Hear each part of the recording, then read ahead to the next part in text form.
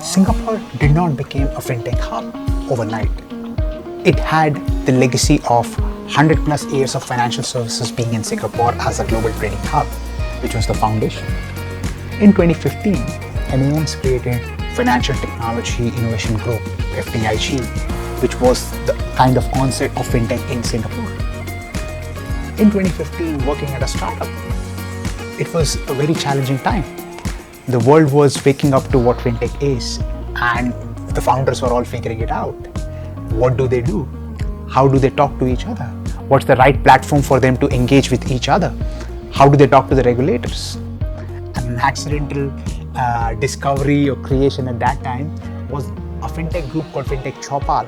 The word Chopal means clubhouse in Indian language. And that was initially a closed group, a WhatsApp group for startup founders and operators to talk to each other. And over a casual conversation with Swapnendu, the Chief Fintech Officer of MAS, I said, you want to help startups? Please join our WhatsApp group. Listen to what we talk about. Be close to us. And he was very kind and brave to join.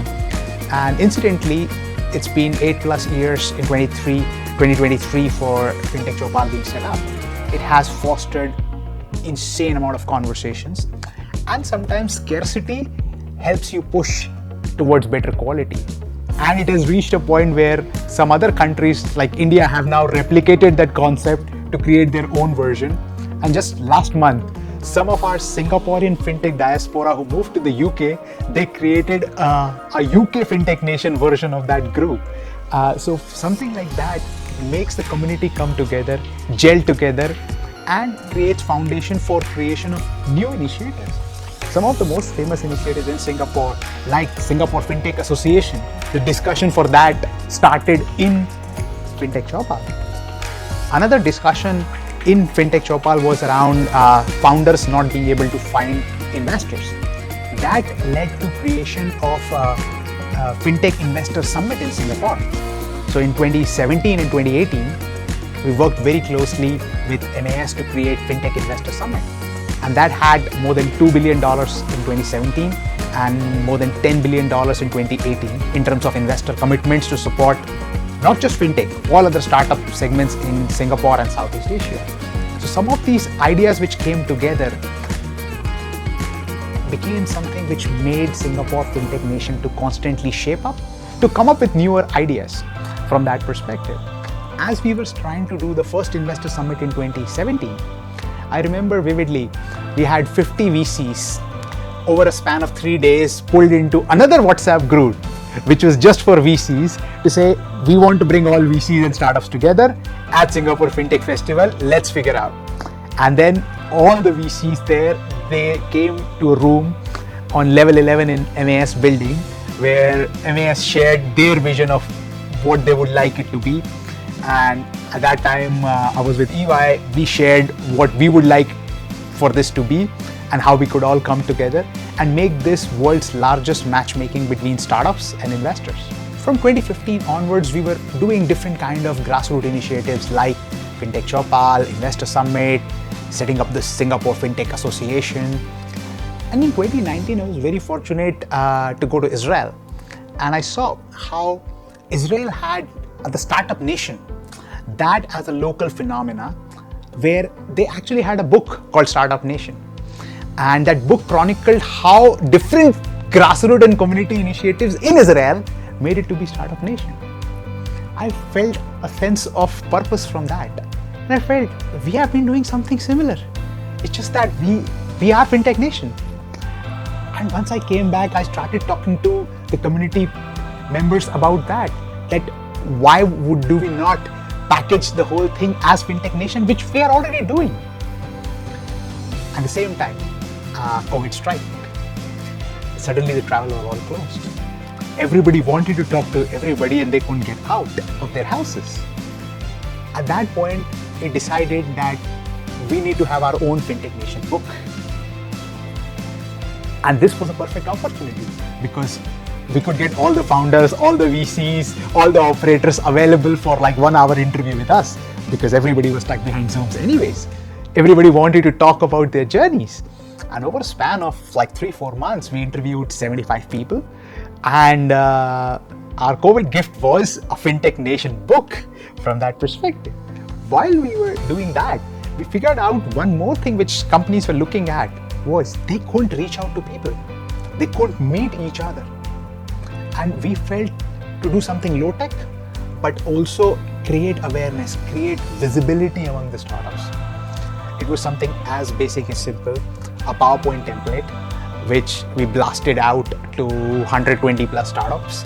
It says, here's a template, fill your picture, fill the funding you have raised, what you want to do, what is your challenge, what is your objective, and names of your founding team or a quote from your founding team. This is a PowerPoint template, send it back.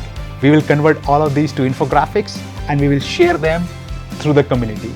And it became a series of bingo cards for startups to get more awareness, more visibility, and for people to feel during COVID that they are there with each other. They are not alone. There are a lot more of you all around. So that feeling of togetherness, what the bingo cards brought for 100 plus startups which we shared on different social channels and platforms. And with that book coming in, that showcased people that there is a theme, that this is our own community, our own village, which we come together to make Singapore as this fintech hub. Fintech Nation, which started as a grassroots community platform, was doing a bunch of community initiatives, had a book now, and we figured out that one challenge which COVID had created was people were trying to find who are the other people in specific verticals, whether it's artificial intelligence, whether it's Web3, whether it's investors, women in corporate, and they couldn't find because a lot of people had moved, a lot of people had switched roles, they had switched industries, and that void, while was, I would say, defining to some point, we felt that there's an opportunity. And we used that as a platform to create a talent vertical for Fintech Nation, which we called Fintech 65. 65 is the year of independence, our foundation. It's also the country code. So these two things will never change. So we thought that every year we will pick 65 people across categories from the community, have the community pick their representatives and release that to bring awareness, to bring advocacy to this talent. And these should be a lot of new people, not just the known faces. And that became the talent vertical for Fintech Nation. And in 2022 was the first time we did that. We did 5 categories, women in fintech, women investors, product managers, a few more. We had more than 400 nominations, more than 200 members finalized, shortlisted and released. We were very fortunate to have Elivandi and Tunes come in as partners and SFA as the community layer to enable us to be able to do that. Because as a volunteer, not-for-profit organization, these kind of support where the whole community comes together to support you and push you forward in the right direction, that's invaluable. And in 2023, we did it again. This time we changed the themes, changed some of the categories to bring AI, Web3 to the forefront.